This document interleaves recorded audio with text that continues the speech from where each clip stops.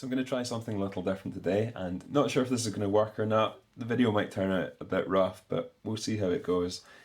Basically, a few of you'd been asking if I could maybe fix one of these faulty consoles that I'd bought on eBay on camera and maybe show you a little more of the process and how I'd maybe go about fixing something like this. So that's what I'm going to try and do here. Not too sure if it's going to work out or not, we'll see. Obviously I don't have the best setup here, I don't have like a proper workbench or anything to film on, so I'm just improvising. As you can see here, I've got my laundry bin and on top of that I'm just using a cutting board. So yeah, I'm going to try and show you me taking this thing apart and repairing it. The problem with filming these repairs is usually, I mean, something like this is a 3DS. Fixing something like this can generally be quite tricky as it is, but then when you have to factor in getting your everything in shot and then sound quality and having the proper lighting, it can be quite challenging. It can add a little bit of add quite a lot more of a challenge to fixing something like this. So that's why I don't generally tend to do the repairs on camera, maybe just show you before and after. But I'm going to try and show you me fixing this thing here. I'm not sure if I'll be able to actually film everything. So I mean, stuff like the actual soldering, got my soldering iron here, that can be quite difficult to film because obviously you need to like get right into the motherboards or whatever and do quite intricate work, so you'll be blocking the camera with your hand a lot of the time. So what I'll try and do is, maybe if I can't show you everything, I'll just show you at least stage by stage as I go. But yeah, that's what this video is going to try to be, me showing you the process of fixing something like this. I'm also sitting at my window, so if you hear a lot of traffic noise, then that's why. But anyway, I'll get on with showing you this thing here. So some of you might remember this from a previous video. It's a faulty 3DS. It's in really nice condition, but it's not reading games, so I'll just quickly show you this. Both the screens are working, touch screen works, that's fine. It's got sound as well. I've just got that turned down. But it's not reading games, so I'll just quickly show you. You've got a copy of Ridge Racer here. I just plug that in. It should come up right there, but obviously nothing is happening. So I've already diagnosed the fault with this and I've got the replacement part ready to go.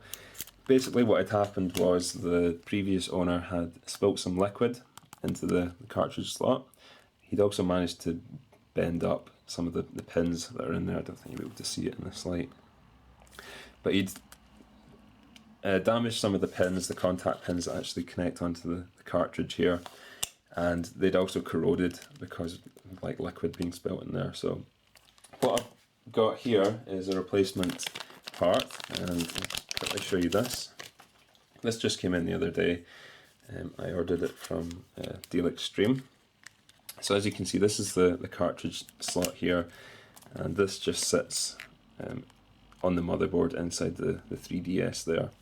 And I'll quickly show you this. So that's the cartridge there that just clicks into place like so.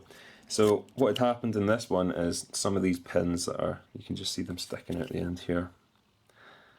The pins that are actually inside this had bent over and corroded. You can just see them there. So that's what I'm going to be repairing here.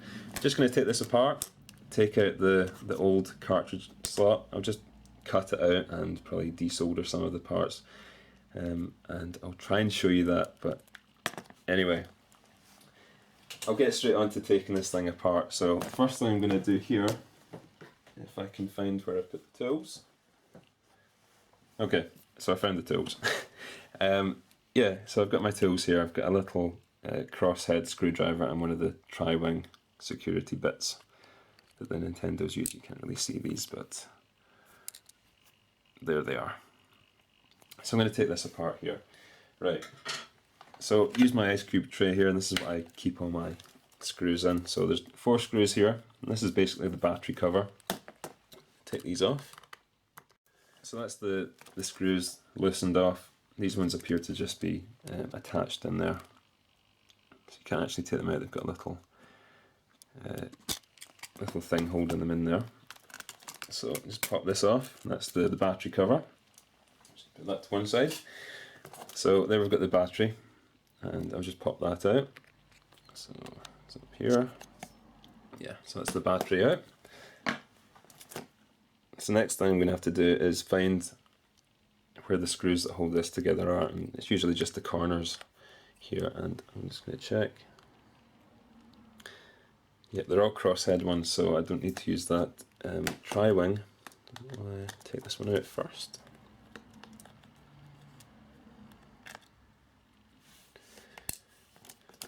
And the other kind of little tip here is to make sure you keep all your screws separated. So that one there I just took out, it's slightly different from the rest, and it's a little silver one that lives in the cartridge slot there. So just remember to keep your screws separated, and I'll just continue on. So that looks like all the screws are out now. There's one there, one there, one there, one there, there, and two up the top there as well. So it looks like them all. So this should now pop off, and just gently pry these apart. So this is the difficult thing about filming these repairs, is my hands are usually in the way when I'm trying to film. So let's carefully peel this back. I know there's two little connections here. So this is the inside of your 3DS, and the shoulder buttons are actually connected by these little ribbon cables here. There's one on either side. So I'm just going to go ahead and pop those off. So this is a really useful tool if you're working on small electronics like this here. It's just a little plastic pry tool, and it lets you get in between like plastic parts and pry them apart. It's like a little crowbar. So I'm just going to pop these little connectors off. So that's the top half of the, or the bottom half I should say, of the 3DS disconnected. You can see the little plugs there, and it's just connected up to a little switch in your left and right shoulder buttons. And this one here, no, that's pretty much it. I thought there was going to be an infrared sensor behind there, but there's not. It's actually on the board itself. So again, just put this to the side, and you can see here I've already dismantled half of this. That was the last time I'd taken this apart just to diagnose the fault, and yeah, you can see I've basically dismantled half of this. That was just as a last ditch attempt to get the cartridge to work and maybe try and salvage some of these pins, but they were just too badly corroded, and if you can see that there, they're all corroded, they're all bent over, and there's really nothing I could do to repair it. So that's where the cartridge goes in, like that. And this whole section here is what I'm going to be repairing. You can actually even see some of the residue from whatever was in there before. So this here is going to be popped on there, and what I'll need to do is desolder all these little contact pins here, and there's a few points where it's connected up to the motherboard as well. So I'll be desoldering that and taking this off and putting that one on. So I'm going to try and film as much of this as I can, but as I say, it might be difficult, so I'll either speed it up or edit it. And it would help if I plugged in my soldering iron. It's just been sitting there cold the whole time. So for something like this, it can usually be easier just to cut the old part off. It's not like you're going to be using this again, so what I might try and do here is just cut around some of this shielding, because it's soldered here and here to the motherboard. Same on the other side there. Oh, it's just one point there. Oh no, there's one hidden behind there, I think. Yep. So that'll give me a bit of a better access to the pins here, which will all need to be individually desoldered. But as I say, I'm not going to be keeping this or anything, so it's a lot easier just to cut it away in sections and then remove it that way, and there's less likelihood of me damaging the motherboard in the process. So that's what I'm going to be doing here. I can smell something burning there. It's my soldering iron heating up. Got a fright. I'm just going to use a little bit of solder flux on this board here, and it'll just help the solder melt a little easier, and should be able to remove the parts bit better. So this is solder flux here, and just use a Q-tip. You can get different types of this. But I use the paste. It's a little cold, so it's not too easy to work with right now. Over there. I'm just going to dab some of this onto the points where I'm going to be desoldering. And in there. One I can't really access. So I've got the soldering iron, it's heated up now. I'm just going to clean that off. Right. So I'm going to have a go at removing this piece here.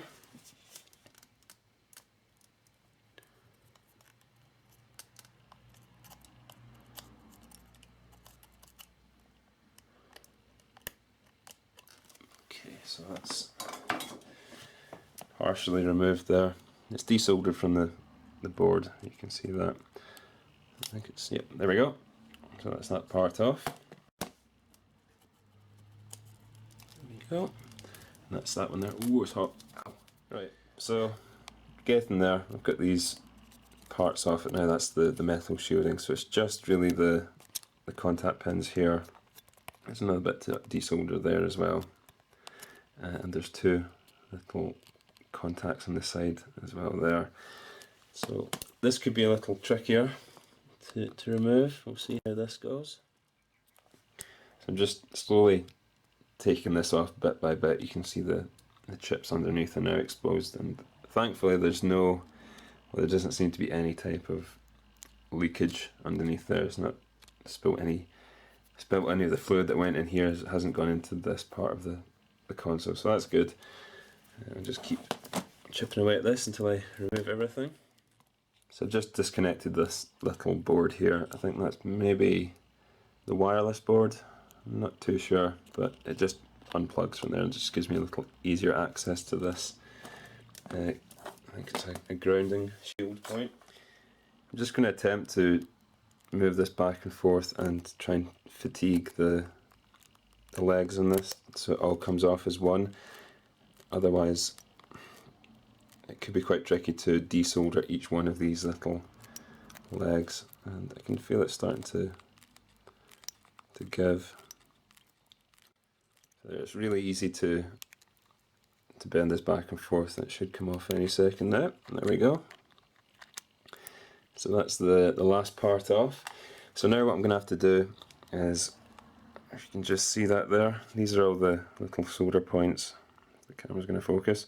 All the solder points there, and I'll need to take off the what's remaining of the contact legs there and clean that all up. Once I've done that, I can then think about mounting the replacement part, and everything should be a little easier from then on. Should be. I'm just removing the old what's left of the leg on the solder point here, and then I'm burn myself. So I'm just, without burning myself this time, I'm just removing the little remnants of that leg there, and then if I just zoom out here, and then putting it on the sponge on the thing. And as you can see, I went and burnt myself. Very good, Martin. Very good. And this is the problem with filming these repairs. End up burning yourself.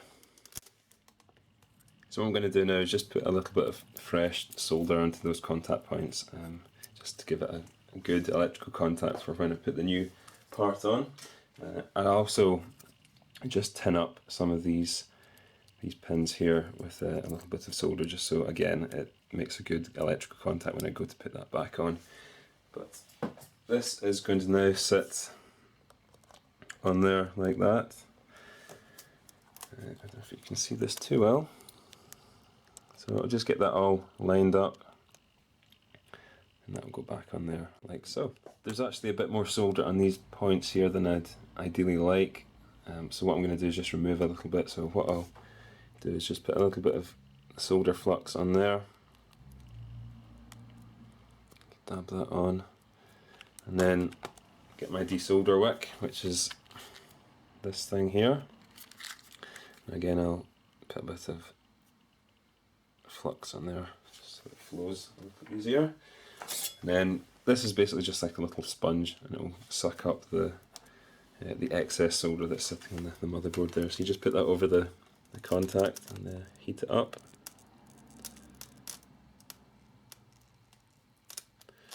Yep.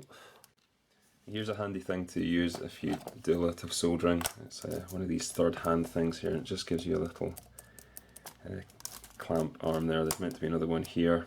Mine's broken, but I don't really need that for now. So I'll just pop this in here. It's the replacement part. And then I'll tin up all these contacts with a bit of fresh solder. So again, just get the flux, just give that a bit of a dab. These points. And you're just giving it a quick dab so that some of the solder melts onto the contact.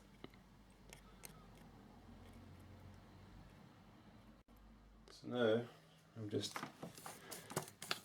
attach this up to the board. Let's take this out of here. I'm done with that. There's a little hole on the board there, and there's a kind of nub, and that plugs into, keeps it in place. There's another one there as well, either side. So it should just be a case of just quickly touching it and it should reconnect. Start with these main contacts here.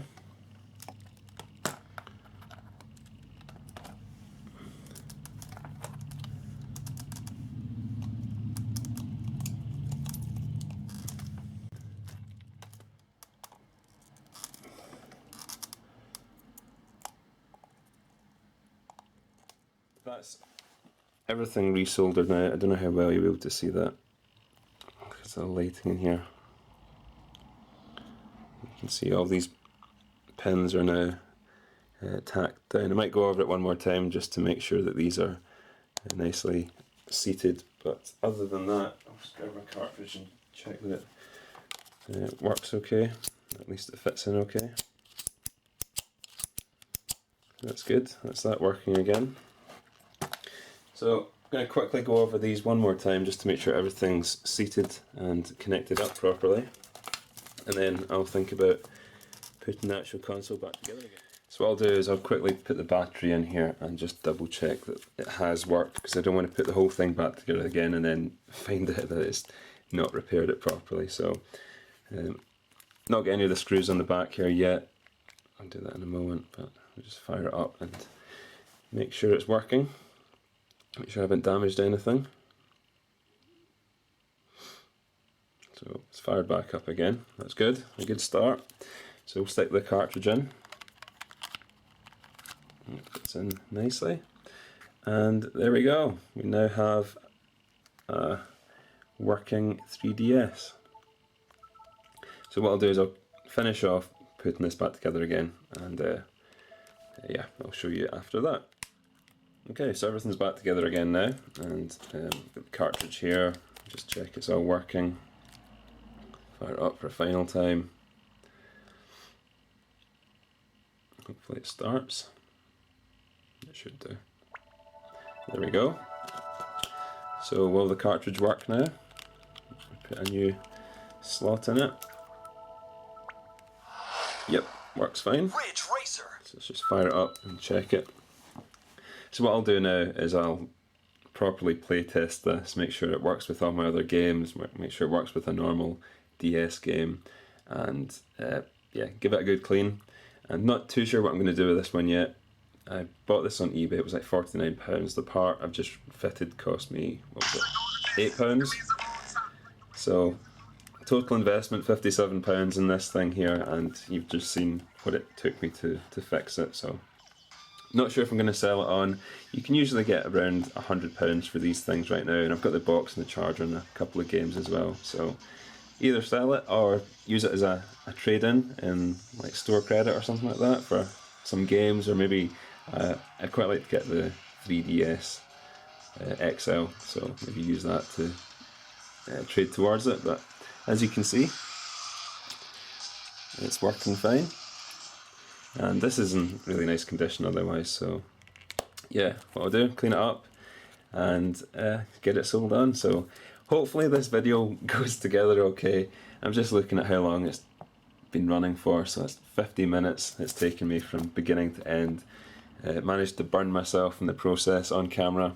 I don't know if I'll show you that or not, but yeah, hopefully this has been slightly interesting to some of you, and that's basically what I do to get these consoles fixed up. Obviously I don't always fix up 3DSs, sometimes it might be an older system like a Mega Drive or a Dreamcast or whatever, but yeah, that's a kind of glimpse into how I go about fixing these things. So anyway, thanks for watching and I'll catch you again soon.